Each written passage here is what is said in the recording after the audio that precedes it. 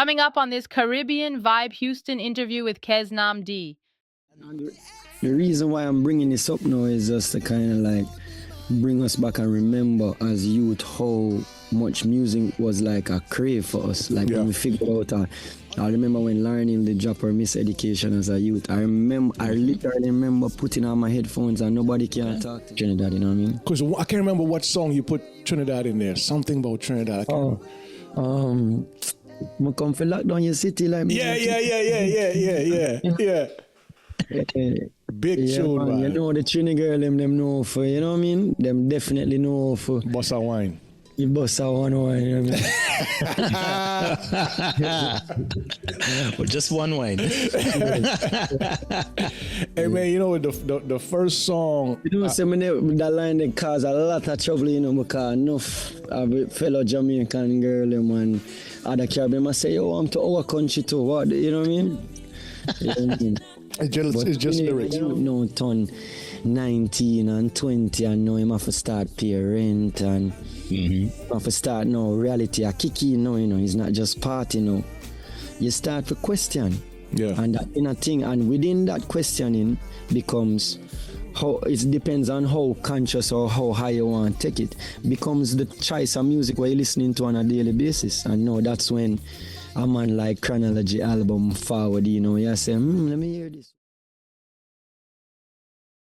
Now when she check me, she said she want to steam up on and she tell me she miss me when I'm not around and she hold me. She said she don't want to let me go, cause this feels like a flow and it feels right for my soul. Greetings. Yes. This is my brother. Love and honor, man, love and honor. Bro, I wish we was where you at. Look at that background, man. That's not even photoshopped or green screen. You can tell that's man, real. At the green screen, this is the real green screen. Man, I'm looking at that background. I'm like, oh, bro, that's wonderful, man. That the vibe and the energy. Bless it, brother. The hills, you know, hills up at Skyline levels. Nice. Is that why that first EP was called Skyline? Yeah, that's the home base. That is where everything started from. You know what I mean? Yeah, man. Yeah, man. I see the vibe and see the energy. Now it make a lot of sense now. Skyline, you actually get to see the skyline. I'm gonna crop this picture right here. And the secret about Kingston and living in Kingston is living in the rural areas. You know, that is where you get real Jamaica. You know, and we live right on the outskirts, and we set up our base. You know, usually that's where originally the Rasta man did always there in the hills. You know, right. Yeah, man. You can still access the city, but you're still far enough. Yeah. You know what I mean? Yeah. Nice. Yeah, that's the way to be. I know when I lived in New Orleans for a while, and I love New Orleans as a city, but it's a music city, entertainment city, but I lived in the outskirts. So it was always like I could go in, do my business, meet up with people or attend all the events, and then you go back out and you chill with the family. So yeah. You know, nice. I remember when they said Luciano left the city and went up to the hills. That gave me a good visual right there. And I've been telling everybody this story too. I went to Jamaica last August and went to 9 Mile. And of course, as you know, going up to 9 Mile, you go through the hills. And you still see the brother with the donkey with the food on it. You know what I mean? You see the hills and the whole hills is planted up and it's like, because both of us are from Trinidad and Tobago. Uncle L goes back quite more often than me, but it kind of reminds me from back in the days. Because in Trinidad, I grew up in the country in Palo Seco South. You know what I mean? So it's always I have a lot of friends from Trinidad. Like a lot of the people that I'm around on a daily basis. Yeah. Okay. Trinidad, you know what I mean? Because I can't remember what song you put Trinidad in there. Something about Trinidad. I can't remember. I come for lock down your city like me. Yeah. Big tune, man. You know the Trini girl, them know for, you know what I mean? Them definitely know for. Bossa wine. You Bossa wine, you know what I mean? Well, just one wine. Hey man, you know the first song. You know, that line that caused a lot of trouble, you know, because enough of fellow Jamaican girl, man, other Caribbean, I say, yo, I'm to our country too. What, you know what I mean? You know what I mean? It's just lyrics. You know what I mean? Trini take it to another level, you know, you can't lie, you have to just start the truth. Yeah, man. Yeah. Hey, bro, the first song I heard from you Yes, sir. Was off the Skyline record. I call it a record, but it was an EP, right? Yeah. Was She's a Queen. Yeah. Very first one. This song right here. Hold on. I know you know what I'm talking about. This for the people.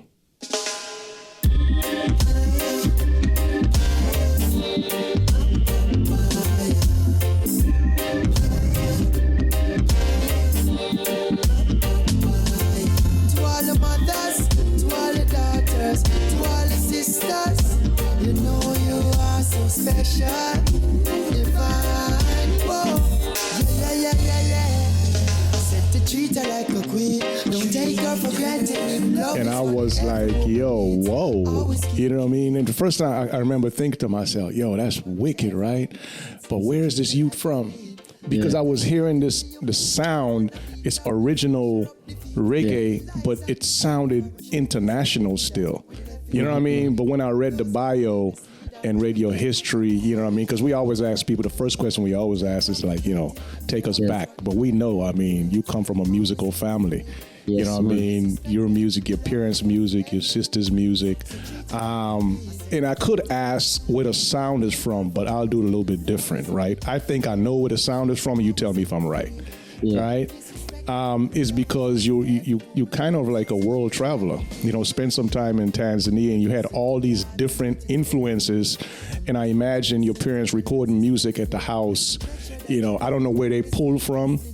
If it was straight from in here, or they listened to different records, like, you know what I mean? Am I close in that area?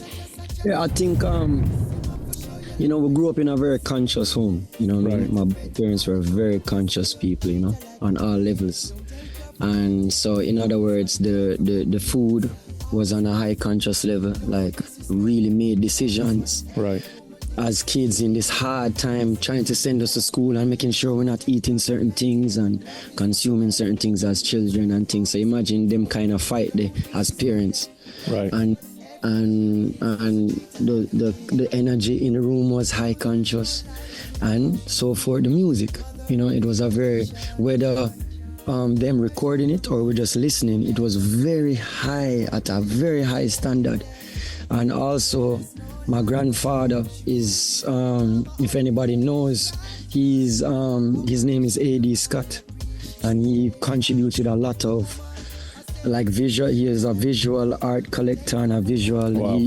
He did a lot for the art scene in Jamaica. You know, like a lot of his collections are in museums, and you know what I mean. So basically, with that being said, it's like them thing they just in our DNA, where I think that, you know, taking up anything, whether, you know, my sister is doing naturopathic medicine right now, you know, Camila doing her well-being stuff and her food stuff, everything. If you see all of my sister, them they're on a very high level, because the expectation from the family is like, yo, make sure we know the foolishness, you know, make sure we are come out strong, you know. So right.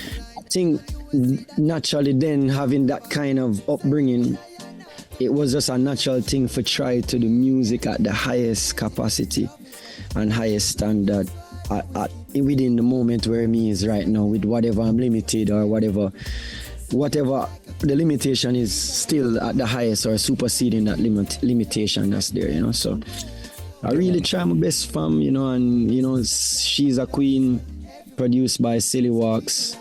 You know, there were a couple of times we were trying to work with Silly Walks, and then they sent me a folder when I heard that it was just the same kind of probably feeling where you did feel when you hear the rhythm drop. And and you know, She's a Queen.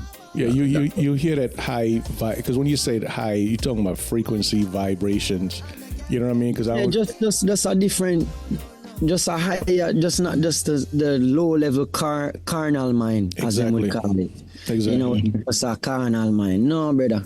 Life exists beyond just the basic animal we're in a way. You know what I mean? Yeah, bro. And also, a lot of way, it's easier to just live on an animal level, because you don't really have to think. You just take what is given to you and you just go through your day-to-day and 9 to 5. That is where the real revolution is. People think that revolution, they're in a holding up sign and a protest. But the real revolution is in those minor decisions that you make at home. Well said. Well said. You talked about medicine that your sister, what type of medicine is that?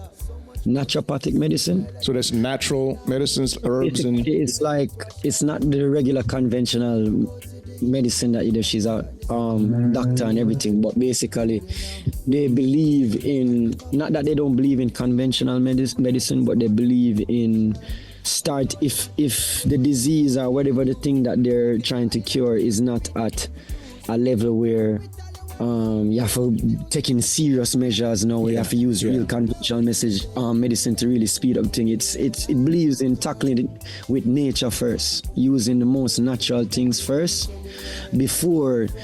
And you know, when you go to the, you know what they are, even my son, him get sick what they, and the first thing the doctor want to do, I give him this and give him that, and it's like, come on man, let's take a second here and just see what is happening. Just the first thing you want to do is sell drugs. You know what I mean? Yeah. That's a good way to put it. Sell drugs. The reason why I asked that, because I struggle with high blood pressure.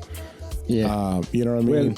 Well, she's passionate about what she does, and the same thing, high level thing. So I can exchange the contact with you, and she does Zooms and stuff where she can give you a consultation. But she it's a very unique perspective, and you know, she spent a lot of time studying, so it's not like it's real science. This is not you know, she got her degree in Washington, I believe. They have one of the most, like, you know, it's very hard to even get into that school.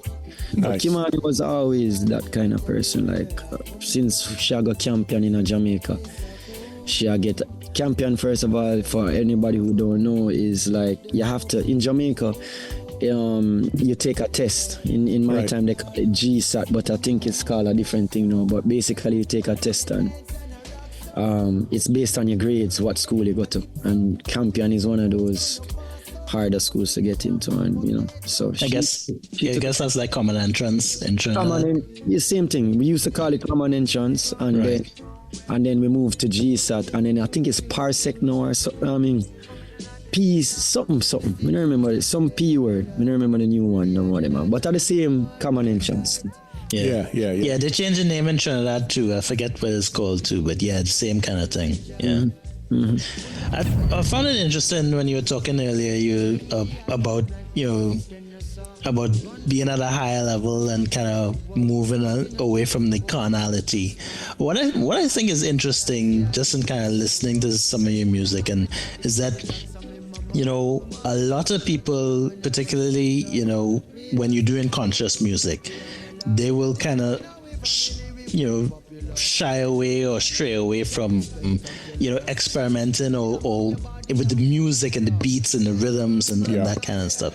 What I've found is that as an artist, you know, you have not been afraid to like jump on a hip hop beat or jump on a, you know, like a Rihanna beat or them kind of thing, and kind of deliver the music, deliver the consciousness, but still, you know, put it in a way that's, you know, easy for other people to reach. Consume. Yeah, I think, you know, that's what, you know, our message is, you know, like especially in music. I feel like, first of all, I'm a professor of sound, you know.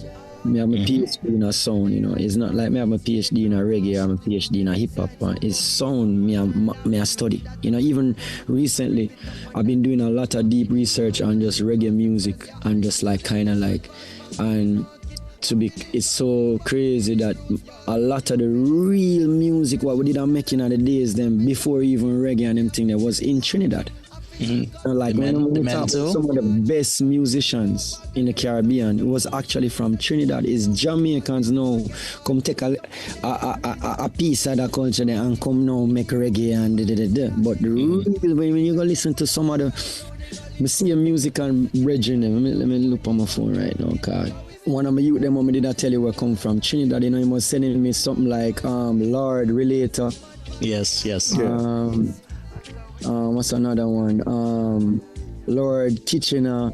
Voices from the Ghetto. I've been really, you know, free up by Tambu or something like that. I think. Christopher Tambu here. Yeah, so like, you know, I'm really going in and I'm looking at, I'm like, it's crazy the history of Trinidad music. But anyway, but that I go up on a tangent. But basically what I say is, me is a professor of sound, so I don't really see So it was never like I'm trying to think to say, all right, let me jump on the Herb remix there by Rihanna. I'm thinking to marketing and it was never like that. It was just the song bad, and that was one of the things where I voice in the night and in the morning me get up and post it on SoundCloud. It wasn't like this thing, all right, it's the most trendy thing. It's like, but and then again, I think also it's our duty as the youth of today to make sure that the next youth them full joy the thing them where the ancient people did a full joy too.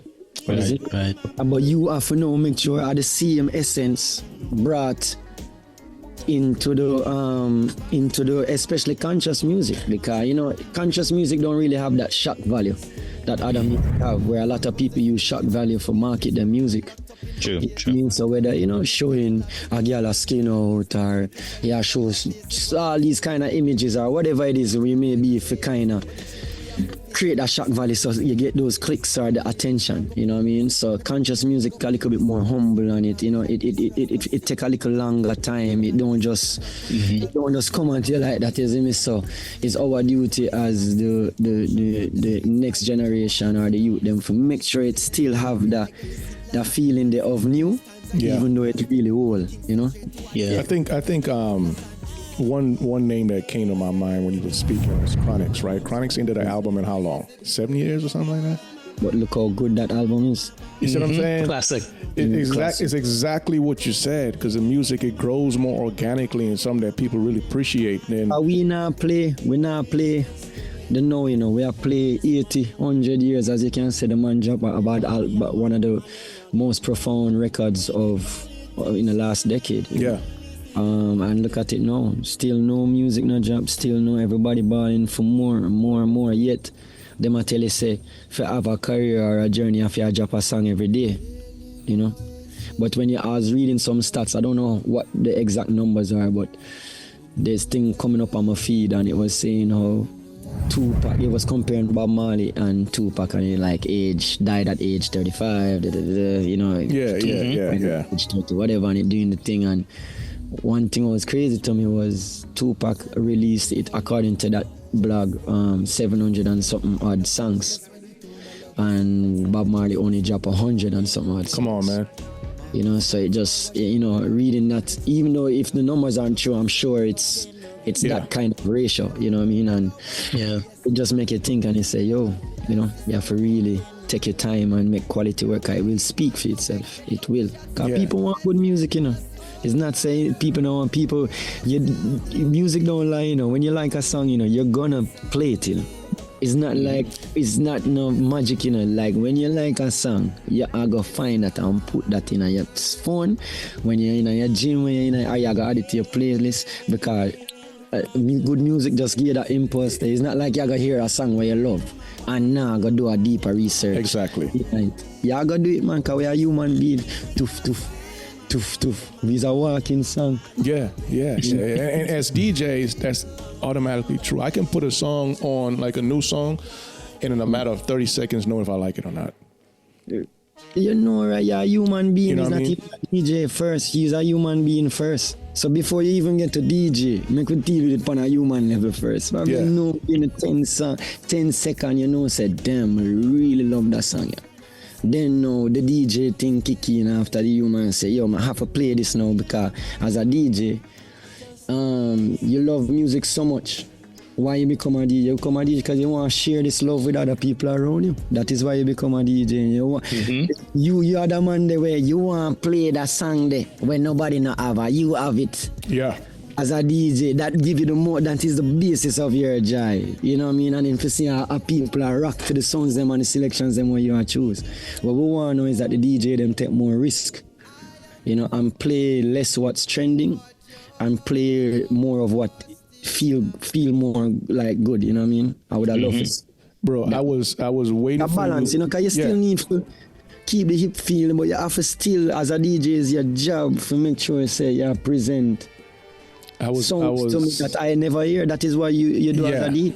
You know, Yeah. even from in the days, them, when reggae music just a band. That's what it was about. You have this vinyl here when nobody have, you know? No, bro, I was waiting for you to finish your previous point before you jumped to say that, exactly that, right? A lot of the DJs, you spoke about shock value a little while ago, and a lot of DJs nowadays, especially in the dancehall, are like more like shock value DJs.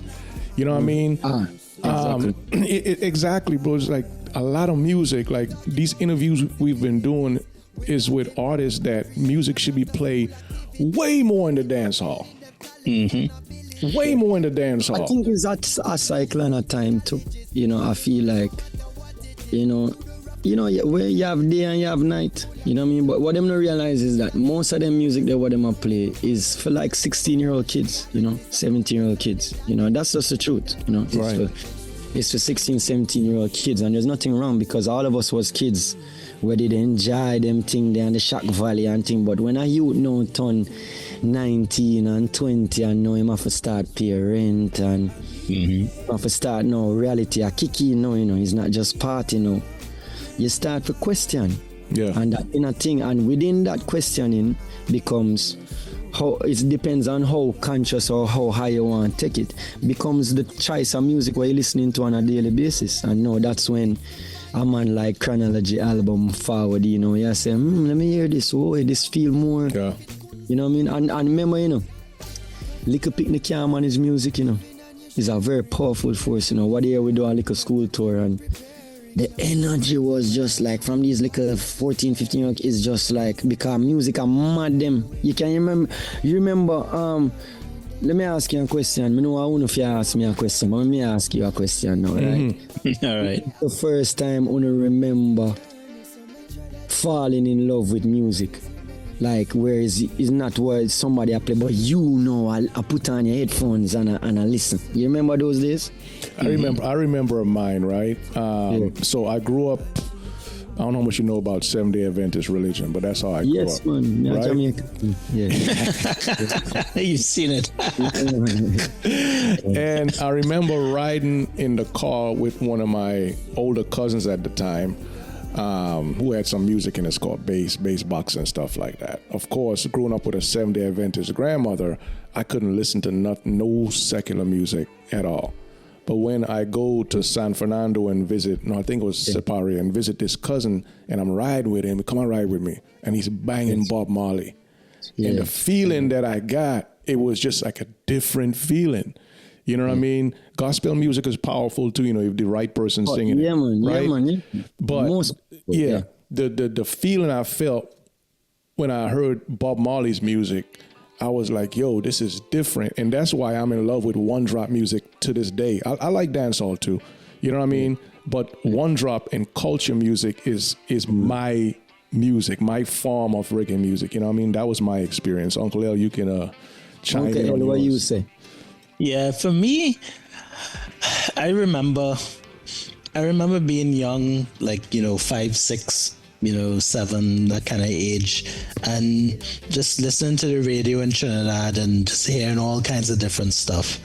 And what I remember is that for whatever reason, I approach things differently, but there used to be a guy we had like one radio station at that point in Trinidad. He said, one broadcasting company that had like so there are in total there were maybe about 4 radio stations.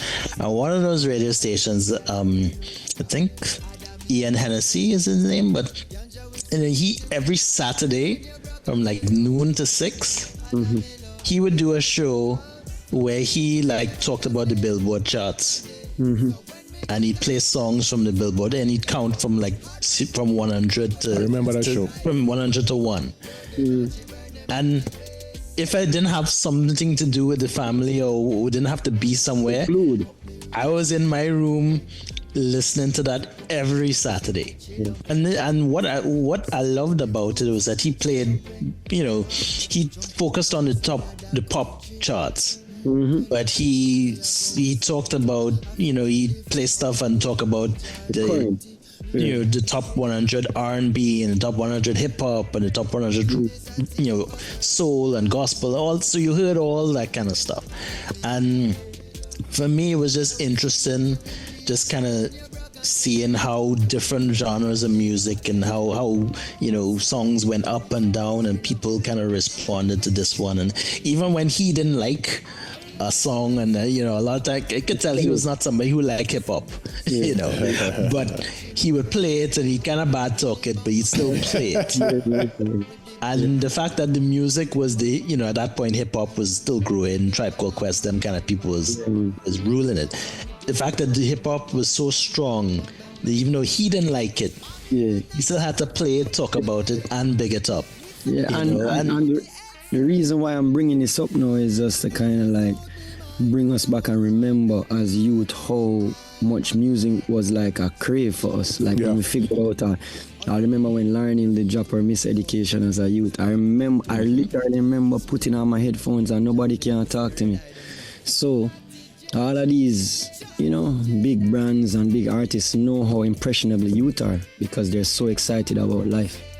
So yeah, as you say, conscious music kind of is thing, but it's just called youth. But the minute a youth reach a certain age and start question, man, them have to go find a She's a Queen or a Chronology or whatever it is. You see me? Them have to do that because that's what it's there for. So, no, watch, the race is not for the swift, Nah, for real, bro. Hey, man, but you mentioned the song earlier when I talked about the Trinidad lyrics, right? But a song like City Lock, right? With who was there with Tory Lanez? Tory Lanez, yeah. A song like that, I feel like you're an artist that can capture, let's say, like a 16-year-old kid with a sound. And if you take the time out to actually listen to the lyrics, he's like, yo.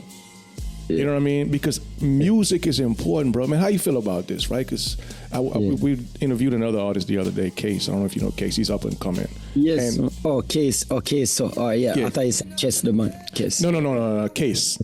Case, okay. Jamaican artist, young guy coming and up. And him have the tune, like a herb tune, I think. I came across. Green Card.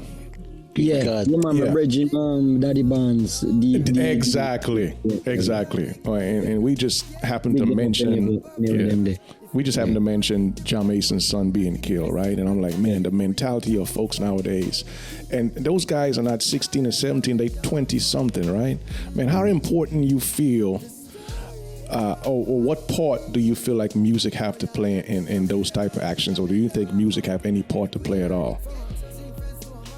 Yeah, man, it play a part, but what I think the most important thing when you talk about them thing there, I think music can amplify and inspire. Right. There's no denial about that, you know what I mean? However, the coreness of things, it come back to parenting. Right. I feel like, a lot of people like say, there are so many conversations where, parents are talking about Vibes Cartel and them youth and thing, and them to some degree, obviously it is, he does have a platform and he's very influential, but at the end of the day, it still come back to you as a parent and the kind of things where you instill and the ideology where you want to present. You have to figure out your youth psychology and make sure you teach him the core values of community, the core values of certain things. So even not just frivolously go kill. You see me? Like, because is, you know what I mean? So I think the main weakness in our society right now, don't line music, don't line none of these things. Music is just entertainment. It's like you say no, Jano, a movie. Yeah. A movie. And I'm sure enough for the man them go watch movie. It did not say that no exist when them learn how to rob a bank or them like, oh Ras, we can't get this on, from a movie, But still, the coreness of things is parenting. That is our biggest issue in society right now, where one, both parents are not in the house, and then two, maybe the parents not even dead because they have to look food feed for the family and but parenting, man, that's a real issue. And we have to put a little bit more emphasis at first before we go say, yo, boy, that dance all or this or that, because at the end of the day, brother, you can't really sing nothing else what you can't say what you see, Yeah. Mm-hmm. So enough of them youth, this them a live, a real thing them a live, As much as it's so, or if it not them a live it, them cousin a live it, or them brother, them thing a real thing I go on. So it's sad, you know. She said she love me sugar sweet like a Hershey's scotch. Like Pepe and Bibi, we sick with it from the beginning to the 98th minute. We struck with the thing that we stop by evil and wicked like papaya and spinach. We strong to the finish, we pushing the limit like Jordan and Pippen. We said them give me love, baby, where we go.